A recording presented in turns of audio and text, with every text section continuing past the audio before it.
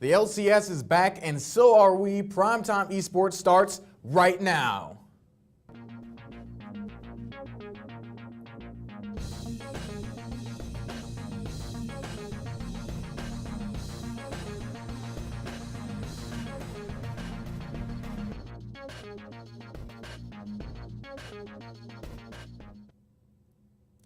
Welcome back, Summers, to another episode of Primetime Esports, and I believe there is celebration and libations in store as we are 24 hours away from the start of Season 7 of the North American LCS.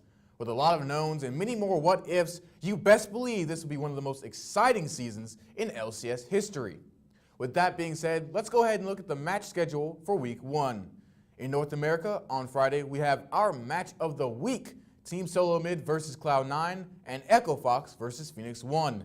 Then Saturday afternoon, it's Counterlogic Gaming versus a reformed Team Liquid, Team Envious versus veteran squad FlyQuest, Echo Fox versus the New Immortals, and an old team with a new face, Team Dignitas versus Phoenix 1. And finally, on Sunday, we finish the weekend with Team Solo Mid versus Immortals and Team Envious versus Counterlogic Gaming, Dignitas versus Cloud9, and Team Liquid versus FlyQuest. We're going to bring it back to the desk. And as I sit here with prestigious Georgia State captain and all-around okay guy, Andy Jesperson. Andy, how are you doing today? I'm doing great. Thank you for having me.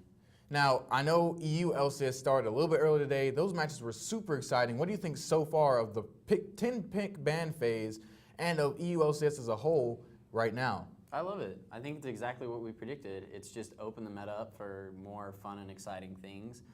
We've already seen Kenyon 80 carry, so I can't wait to see what we see the rest of this week. So much cancer. But we're going to get into our first matchup of the week. It will be FlyQuest versus Envious. Now, FlyQuest doesn't have any stats because, of course, they just came from Challenger, but Envy was 17-25 last year, had a 0.88 KDA, and to be honest, Andy, a lot of their problems weren't with the talent they had. It was mainly the fact they didn't have any synergy. Yeah, I mean, I agree, and I think that with the few small changes they made with management and on their roster, with those big swaps in the bot lane and jungle, I think that hopefully we'll see some change. Now, Andy, what does Envious have to win this match, and also what does FlyQuest have to do to take their first LCS victory as a new org? Well, for Envious, I think the main thing you need to highlight is your side lanes. I think that Seraph extremely outmatches balls in the top lane, and I think that Envious's bot lane has a good chance of coming out ahead with Apollo and Hakuo. I think if you're FlyQuest, you need to ride on the back of your jungler and from High. I think that really High and Lemonation are two of the most premier shot callers to have come through the North American LCS, so I think that if they want a chance to win this game, I think they need to highlight that. I also think that this meta really does benefit them. You know, High is the master shot caller of North America, and just the variety they have to play right now. Like you said, we've seen 80 carry Kennen. Singe was played in Korea. For God's sake, solo queue will be a nightmare. But we're going to go ahead and go to our selections. Now, our good friend Mohammed could not be here this week for the show, but he picked FlyQuest. Andy, who do you choose? I chose Envious. I think that, like I said, the side lanes are really going to have a huge impact in this game, and I don't think that High versus Ninja is a big enough skill disparity to outweigh that. I picked FlyQuest personally, but that's because I feel like High, as like I said, the North American shot calling god almost, will be able to find a way to put a team comp together to get them that first victory. I don't know if it'll work again, but I think they can pull out enough cheese at least for this first series to win them a game. We're going to move on to our next matchup, which is Dignitas versus Cloud9. Now, Cloud9 went to Worlds last year and didn't really do as well as, you know, everyone thought that North America should have done. Dignitas, we have to remember, was Apex, so they do have a record 21-25. Barely made sure that they did not get relegated, but they're back now with a new banner and also some new faces in Someday and Chaser. Andy, what does Dig have to do to take this first game for their first series victory against Cloud9? They just need to have the bottom half of the map do absolutely nothing. Someday and Chaser are two guys who can absolutely ravage the North American LCS if they're given the opportunity to. And so I think if you're Dignitas, you need to allow them to do that. Also, I think going over to Cloud9, I think that they need to rely on Jensen, first of all, to win them mid lane, get them good map pressure there so that the jungler, so that Contracts, new face, can basically have the ability to do his job freely without having to think too much, do too much for the team, and then kind of work off Jensen and Impact, Contracts, focus top lane, get Impact ahead. We've seen what happens when he does, and with picks like Maokai in the meta, and Nars still not the god tier, but still an A tier champion, hopefully they can play through the top side of the map and also have their bot lane also do nothing, because I think Sneaky and Smoothie can beat Dignitas's bot lane. Yep. But Andy, let's move on to selections. Who do you have for this matchup? And tell me a little bit why. Well, I'm going to choose C9. I think it would be kind of foolish not to. I do think Dignitas will be able to pick up at least one game in this, maybe catch C9 off guard with something, but then C9 will be able to recollect themselves. I do think one thing that you said that was great is talking about allowing C9's new jungler, the rookie, to sort of just be able to play and let his leaders around him carry. And as you saw in the selection graphic, Mohammed also picked C9, and I'm also going to pick C9 as well, because I just feel like not only that, but just the synergy for Dignitas isn't there yet. They're a new squad. Who knows how long they've had to scrim. And there's also the language barrier and communication issues and things of that nature. So C9 will get their first win against Dignitas. We all believe a 3-0 across the board. And then also next is our match of the week. TSM, actually no, I'm wrong. It's TSM versus Immortals next. Now both of these big powerhouse teams, TSM saw a few roster changes, only one really. Immortals saw almost their entire roster gone except for Pobelter, and you see the stats there. Both of them, the top at all their stats in North America. Andy, first of all, let's highlight Wild Turtle and how that's going to affect TSM going into this match. The one kind of wild card that we see going into the LCS as a whole, and how do you think that will affect this matchup? I mean, I really think that when it comes to roster swaps, if you have an AD carry roster swap and that's it, I think that's the best possible offseason outcome you could have.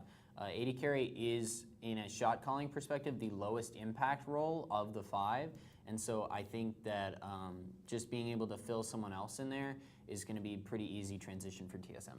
And we've known TSM to have that controlled aggression. That's kind of how their MO was last year, was controlled aggression. We do want to fight you, but we want to do it on our terms. We're not going to be reckless about it. And that's my main concern with Wild Turtle on the team, is how much he can kind of go into that fold of controlled aggression. He has the aggression part, but his history has shown that it's not controlled. But then also on the other side, going to Immortals, they have Dardoch, Flame, legendary Flame Horizon from Korea. They also have a newcomer in Cody-san, and also at support is Ola. Pobelter as well, he's basically been the most consistent mid laner in my estimation outside of Bjergsen in the LCS. Let's focus on Dardoch. How will his addition affect how they play in this matchup? I really think that Dardoch and Flame as well are actually huge pickups for Immortals, and I think that if anyone's going to win this series for Immortals, it's going to have to be those two. I don't think the bot lane of Immortals in Ole and Cody-san is going to be enough. What we saw from them at MSI was, or not MSI, IEM, was impressive, but not enough to sway me to think that they're going to be able to take over games.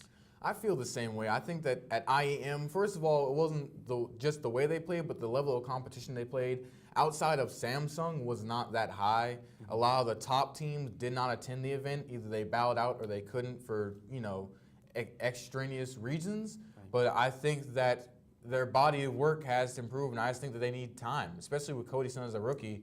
But let's get into the selections again, Andy. Who do you pick to win this matchup? I'm going to take TSM. Like I said, I think that the addition of Wild Turtle in place of Doublelift is not going to hurt them too much, and so I predict that they'll win this game. As you saw up there on the screen as well, Mohammed picked Immortals, Andy picked TSM, and I will also pick TSM, as you'll see in a few seconds, just because I think that, mainly because Immortals made more roster changes than TSM, and I think that's going to affect it way more than people think. Also, the fact that they are TSM and they're just going to status quo do it as usual. I think Weldon leaving is going to be a big impact. But then let's go ahead and move on to our matchup of the week. It is TSM versus Cloud9. Both teams went to Worlds. TSM went a little bit deeper than Cloud9, if I remember correctly. And this matchup is going to basically determine not determine, but it's going to be a preview of who's going to take the 1 and 2 spots, in my estimation, in the LCS in North America. TSM there with a 1.68 KDA last year. Cloud9 not too far behind, the 1.51. Andy, what does Cloud9 have to do to beat TSM? I think they really need to try and find a way to punch a hole in TSM's bot lane. I think that if bot lane is super useful for anything right now, it's definitely early pushing in the game. And so if Cloud9's able to pull something out, maybe a surprise jungle pick, and help keep contracts in the shadows until he's able to contribute with the team and let their shot callers do their thing, I think they can find a win.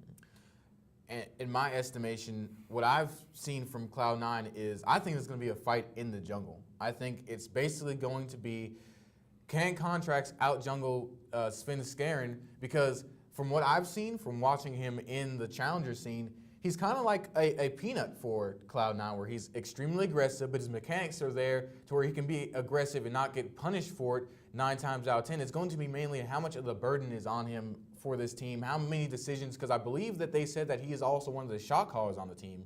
How much is he going to have to think while he's trying to play, and how will that affect his play? While TSM, like Weldon said at one point, it's basically for them like having 5 coaches on their squad. But we're going to go ahead and move right into selections. I believe we'll see what Mohammed picked. He's the real surprise here. I would be so shocked if he didn't say TSM. He said Cloud9. I'm not surprised. Mohammed's a hater. He's just, I think that's just him hating on TSM as well. Andy, who do you choose? I'm going to pick TSM. I think it's going to be a close series, though, 2-1. And bold prediction, Bjergsen gets Katarina. That is bold. Yeah. I predict TSM as well. I think that, like I said, I think that Sven Skaren just going to be able to out-jungle contracts basically just by playing with his team and relying on his teammates and Bjergsen to open up that mid lane for them. And I have a bold prediction. I think WildTur is going to carry one of the games. I believe WildTur won't just be a DPS bot. I think he's going to carry. On Ziggs? Who knows? If the meta's wild. 7.1 people, LCS 2017. But let's move on. Since Europe has adopted a new group stage format, they have also adopted a new schedule. Instead of starting Friday, EU actually started earlier today at 11 with Origin playing H2K and then G2 facing off against Fnatic. We will discuss those games, however, next Thursday with the rest of the rundown.